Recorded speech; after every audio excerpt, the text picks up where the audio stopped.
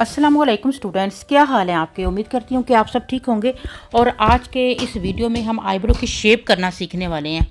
और आज की इस वीडियो में हम अपने रियल क्लाइंट की आईब्रो करेंगे और साथ ही ये हमारी रियल ब्राइड हैं, तो ब्राइड के हिसाब से, क्योंकि इन्हें bridal look eye makeup create करना है, तो उसके हिसाब से हम मेकअप करेंगे। इनकी आईब्रो काफ़ी थिक और घनी आईब्रोज़ हैं, तो कोशिश करेंगे कि बहुत ज़्यादा लाइट इनकी आईब्रोज़ नहीं हो। जो इनके यहाँ पर बाल नज़र आ रहे हैं, ठीक है, जो ब्रो बोन एरिया पर बाल नज़र आ रहे हैं, जहाँ पर हम अपने हाईलाइटर यूज़ करते हैं, उस जगह से सारे बालों को रिमूव करेंगे। बाकी फ्रंट की शेप इनकी अच्छी है, कुछ थोड़ी सी सेंटर में बाल हैं वो रिमूव करेंगे।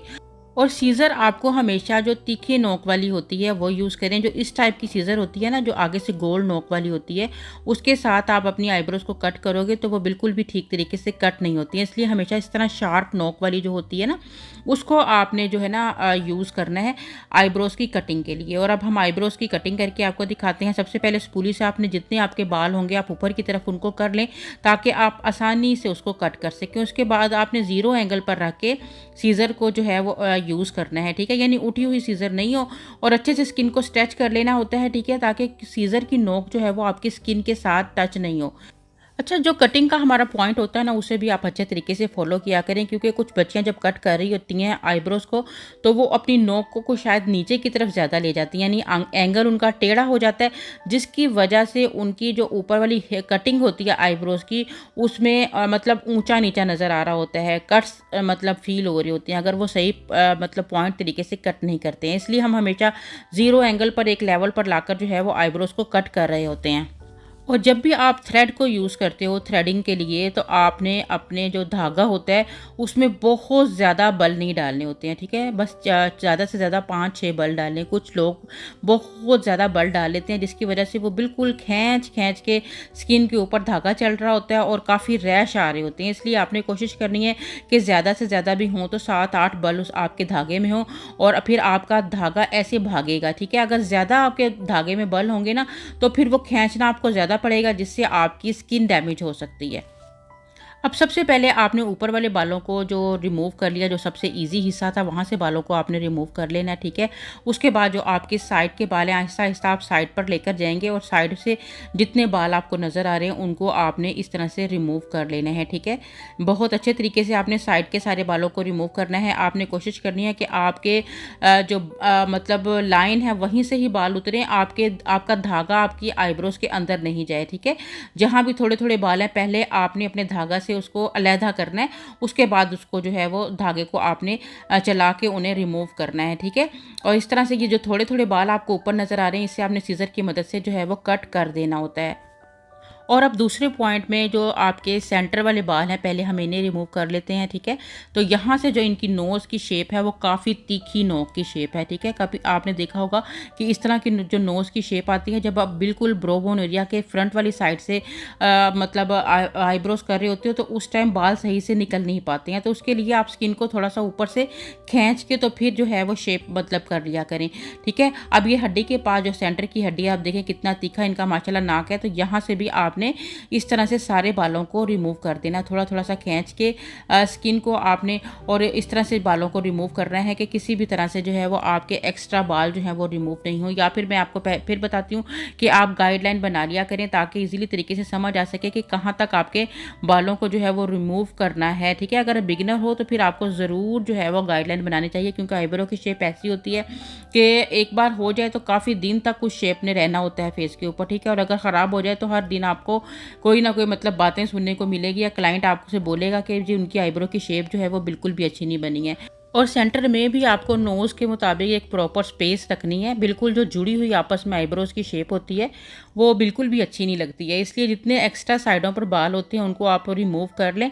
और उसके बाद फिर जो नीचे वाला हिस्सा होता है, ये देखिए यहाँ नाक कितनी शार्प है कि इस जगह से आपको प्रॉब्लम होगी, तो आपने ऐसे स्ट्रेच करके यहाँ से बालों को रिमूव करना है, ठीक है। नीचे से आपने कम खींचना है, ऊपर से आपने ज़्यादा खींचना है, तो फिर ये आपकी इस जगह पर आपने देखा होगा कि कई लोगों की नाक इतनी तिखी होती है कि यहाँ पर कट लगा हुआ या ब्लड निकलता हुआ फील हो रहा था। तो उसकी रीज़न ये होती है कि इस जगह पर जो है वो नोज़ की एकदम से हड्डी आ जाती है और उस जगह से बाल निकलता नहीं, और बहुत टाइटली तरीके से जब धागे को यहाँ पर रब करते हो तो यहाँ से ब्लड निकलना शुरू हो जाता है। तो इस तरह से आपने ऊपर से अच्छी तरह से स्ट्रेच करना है और अब आपने इस तरह से बालों को स्टेप बाय स्टेप निकालना है, ठीक है। इनका घना बाल है तो ये ना हो कि आप थोड़ी सी गलती करें और आपके ज़्यादा बाल जो हैं वो आपके धागे में आ जाएँ। उससे ये प्रॉब्लम एक ये होती है, अगर आप बहुत ज़्यादा, कई दफ़ा ये होता है कि हम नॉर्मल वाला धागा में आम जो सिलाई वाला धागा होता है उसी ही को यूज़ करके थ्रेडिंग कर रही होती हूँ, क्योंकि मुझे ये ऐसा लगता है कि जो बहुत तेज़ धागा होता है ना, जो डोर की तरह से तेज़ धागा होता है, उस धागे से स्किन के ऊपर, कट स्किन हमारी बहुत नाजुक होती है और हम थोड़ा सा भी तेज़ हाथ चला देते हैं तो वो हमारी स्किन के ऊपर कट्स डाल सकता है। और ये वाले धागे का ये होता है कि अगर स्किन पर ज़रा भी टच होता है तो ये टूट जाता है और हमारी स्किन जो है वो डैमेज होने से बच जाती है। इसलिए बहुत ज़्यादा जो डोर की तरह के मोटे धागे होते हैं या बहुत ज़्यादा जो मतलब हार्ड धागे होते हैं उसको आपने स्किन के ऊपर यूज़ नहीं करना और एक ही जगह बार बार थ्रेड को यूज़ नहीं करना। अगर आप एक ही बाल को निकालने के लिए धागे को टाइटली तरीके से एक ही जगह बार बार जो है वो चलाएंगी, तब भी आपकी स्किन के ऊपर रैश हो जाती है या ब्लड भी आना शुरू हो जाता है, ठीक है।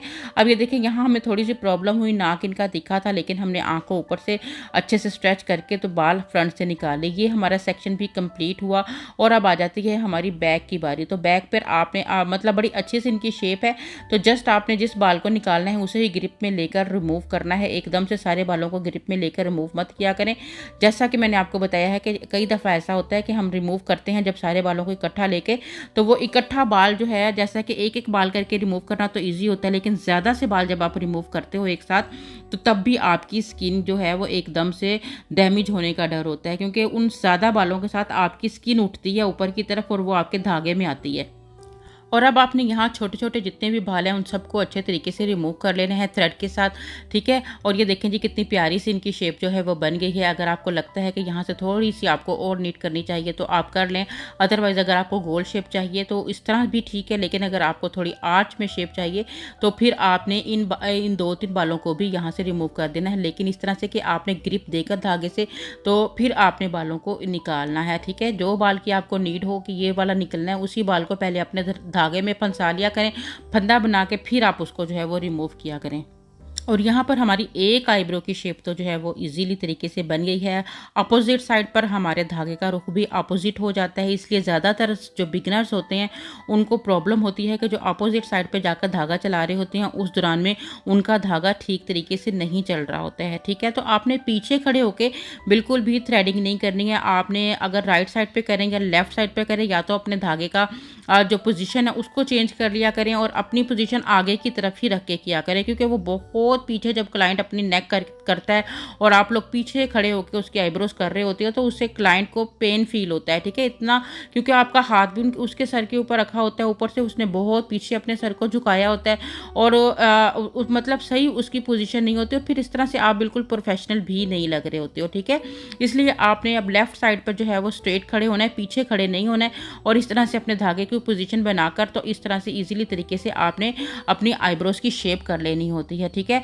और जैसे मैंने आपको बताया कि पहले हमने फ्रंट वाले हिस्से को नीट किया, उसके बाद हमने ऊपर वाली साइड से जो है वो पीछे वाले हिस्से को नीट किया, ठीक है। और जितने एक्स्ट्रा बाल हैं उनको ग्रिप में लेकर जो है वो वो मतलब कि आपने उतारते चले जाना है और आसानी से ये बाल आपके उतरते चले जाएंगे। स्टार्टिंग में ऐसा होता है कि थोड़ा सा मसला होता है बिगनर्स को, क्योंकि थ्रेड की पोजीशन ठीक नहीं होती है या उनके बाल ग्रिप में नहीं आ रहे होते हैं, लेकिन जैसे जैसे ये काम इस तरह का है कि जितनी ज़्यादा आप प्रैक्टिस करोगे उतना ही अच्छे तरीके से आप इसे कर पाओगे। अगर आपकी प्रैक्टिस कम होगी, यानी कि आप चाहोगे कि आप 2-4 महीने में इसको सीख लो, तो ये पॉसिबल नहीं होता। इसको कम से कम भी 1 ईयर अगर आप लगातार करते रहें तभी आपके हाथों पे 1 ईयर 6 मंथ, या अपने अपने माइंड की बात होती है। कुछ बच्चियां जल्दी सीख जाती हैं और कुछ को बहुत ही ज़्यादा टाइम लगता है, लेकिन जितना ज़्यादा टाइम 2, 4, 5 साल लगेंगे उतना ही आपके हाथों में ग्रिप आती चली जाएगी और फिर आपके हाथों पर जो आईब्रोज हैं वो ऐसे हो जाएंगे कि बस आप आंखें बंद करके भी अगर आईब्रोज करेंगे तो वो फटाफट से जो है वो होती चली जाएगी, क्योंकि आपकी इस चीज़ में प्रैक्टिस जो है वो बहुत ज़्यादा हो गई होगी, ठीक है। इसलिए कहते हैं कि प्रैक्टिस बंदे को परफेक्ट बनाती है। तो आपने जो भी काम देखते हैं, जो भी काम सीखते हैं, उसकी प्रॉपर जो है वो प्रैक्टिस किया करें। ये मत सोच लिया करें कि हमने देख लिया है तो हमें बस ये याद हो गया या हमें आ गया हुआ है, ठीक है। दिखने में ऐसे लग रहा होता है कि शायद ये काम हमें आ गया, हम आसानी से कर पाएंगे, लेकिन जब आप उस काम को फिर दोबारा किसी क्लाइंट पे करने की कोशिश करते हो, क्योंकि पहले आप किसी पे प्रैक्टिस करके फिर क्लाइंट को आजमाया करें। डायरेक्ट जब आप क्लाइंट पर आजमाने की कोशिश करते हो तो फिर क्लाइंट भी आपके ख़राब हो जाते हैं। अब यहाँ पर ये देखें जी, हम कुछ कुछ बालों को लेकर इस तरह से पोजिशन बना के बिल्कुल स्ट्रेट से लाइन में जो है हर बाल को ग्रिप देकर खींच रहे हैं और उसे अच्छे तरीके से नीट जो है वो हम लोग कर रहे हैं। और इस तरह से हमने सारी आईब्रोज के बालों को जो है वो प्रॉपर जो लाइन है उसको रिमूव कर लेना है। और नीचे वाले बालों को हम तेज धागे के साथ भी रिमूव कर सकते हैं, क्योंकि नीचे वाले जगह पर जो है कोई शेप नहीं है, लेकिन जहाँ पर शेप होती है वहाँ पर हमें प्रॉपर ध्यान रखना होता है कि हमारी शेप बिल्कुल भी ख़राब नहीं होनी चाहिए। और वही हमने फ्रंट वाले हिस्से पर जब धागा चलाना होता है तो ऊपर से स्किन को खींच ले, क्योंकि जब मैंने आपको बताया कि अगर तीखा नाक होगा तो फिर आपको थोड़ी सी इस जगह पर जो है वो प्रॉब्लम हो सकती है। और वैसे भी अब आप अपने अगर 2-4 बाल आपके नहीं भी निकलते, ये देखें जैसे सिर्फ जस्ट ऊपर से ही हमने स्किन को खींचा है, नीचे से बिल्कुल लूज रखा है और ये हमारे बाल जो हैं वो आसानी से निकल गए हैं। ठीक है, तो इस तरह से ही आपने प्रॉपर बालों को रिमूव कर देना है। ठीक है, माशाल्लाह अच्छी प्लकिंग इनकी हो गई है। इनकी आई का मेकअप भी हम लोगों ने आप लोगों के साथ इंशाल्लाह शेयर किया है आसमा खान के चैनल पे। आसमा खान अपने चैनल पे बहुत सारी वीडियोस ऐसी अपलोड करती रहती है। आईब्रोज हो या हेयर स्टाइल्स हो वो मेरे चैनल पर आ रहे होती हैं, आई मेकअप या कुछ इस तरह का हो तो वो आसमा के चैनल पर जा रहा होता है। ठीक है, और ये देखें इनकी आईब्रो की मुकम्मल कंप्लीट शेप। उम्मीद है आपको अच्छा लगा होगा। साथ ही इजाज़त दीजिए, दुआ में याद रखिएगा। अल्लाह हाफिज़।